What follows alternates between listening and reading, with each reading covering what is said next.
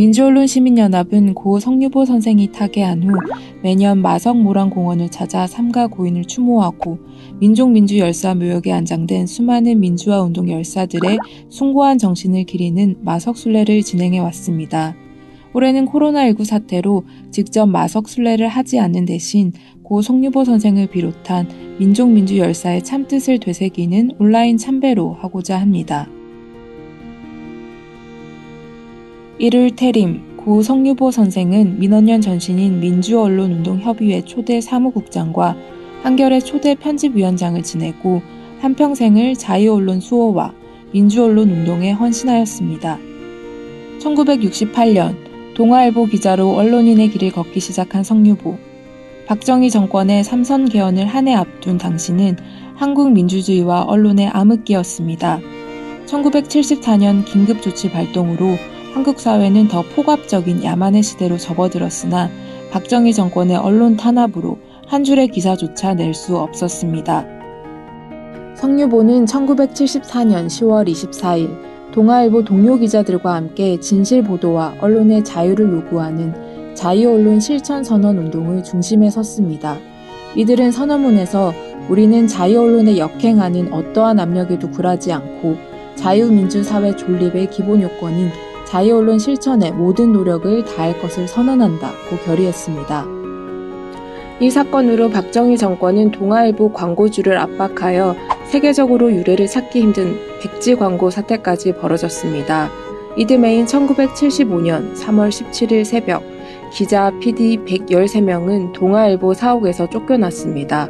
펜과 마이크를 뺏긴 그들은 강제 해직에도 굴하지 않고 동아자유언론 수호 투쟁위원회를 결성해 자유언론 수호와 민주언론 운동을 이어갔습니다.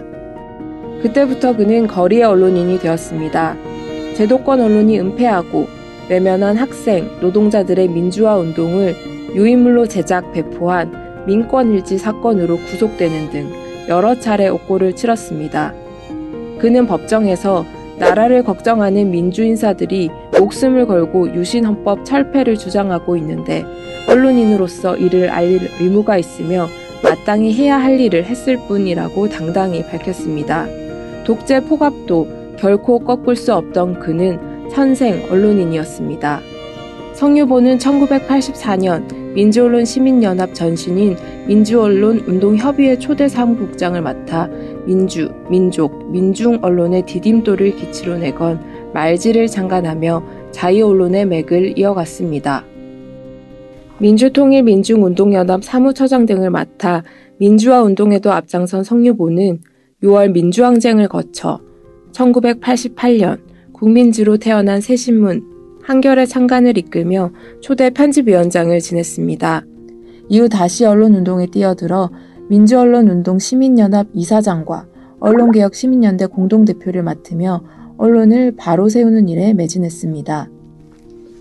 또한 사단법인 희망레일 이사장과 우리결의 하나되기 운동본부 이사장을 맡으며 평화와 통일을 위해서도 힘을 쏟았습니다. 평생 언론인의 정도를 걸으며 언론 민주화에 헌신한 성유보는 평화통일운동에도 큰 발자취를 남기며 우리 시대 참스승의 모습을 보였습니다.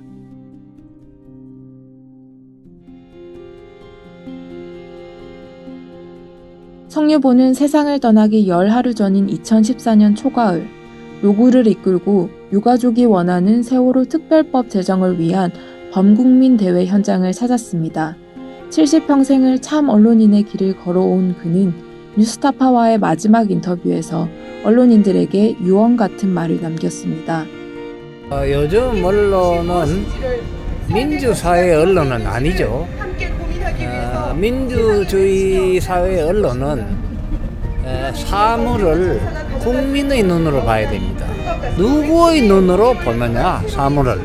예를 들면은 독재 권력의 눈으로 보느냐, 안 그러면 대자본의 눈으로 보느냐, 안 그러면 국민의 눈으로 보느냐. 근데 오늘날 대부분의 언론은 국민의 눈으로 보지 않습니다. 그래서 기레기 언론이 된 겁니다.